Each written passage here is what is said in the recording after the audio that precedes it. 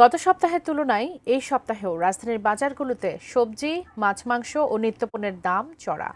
Town hall বাজার থেকে শুক্রবার ছুটির দিনের বাজার পরিস্থিতির খবর জানাচ্ছেন সহকর্মী কিশোর জাহান। টাউন হল বাজারে আর আজকের বাজার পরিস্থিতির কথা যদি বলতে হয়, আসলে সকাল থেকে আমরা যখন বাজারগুলো ঘুরছিলাম জানার চেষ্টা করছি আসলে কোন সবজি কিংবা মাছ মাংসের কীরকম দাম।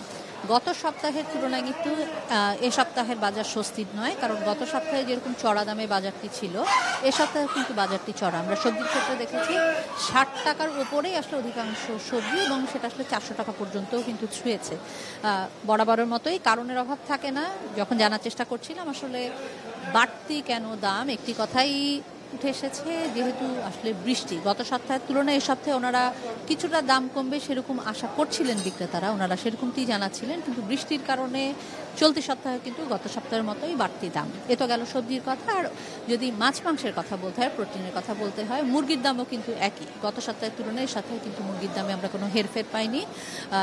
তবে গরুর মাংসের কথা যদি বলতে হয়, এই টাউন হল বাজারে গত সপ্তাহে যেই দাম গেছে কেজিতে 750 থেকে 800 টাকা, সেটিই কিন্তু এখন পর্যন্ত গরুর মাংসের ক্ষেত্রে আছে। এবং খাসি কিংবা বকরির ক্ষেত্রে দাম তো বরাবরই বাড়তি থাকে, 1200 থেকে 1100 টাকা পর্যন্ত কিন্তু এখন পর্যন্ত যাচ্ছে। তবে মাছ বাজারও কিন্তু বেশ চড়া, সেহেতু সব মিলিয়ে আসলে স্বস্তির বাজার কিন্তু বলা যাবে না এখন পর্যন্ত।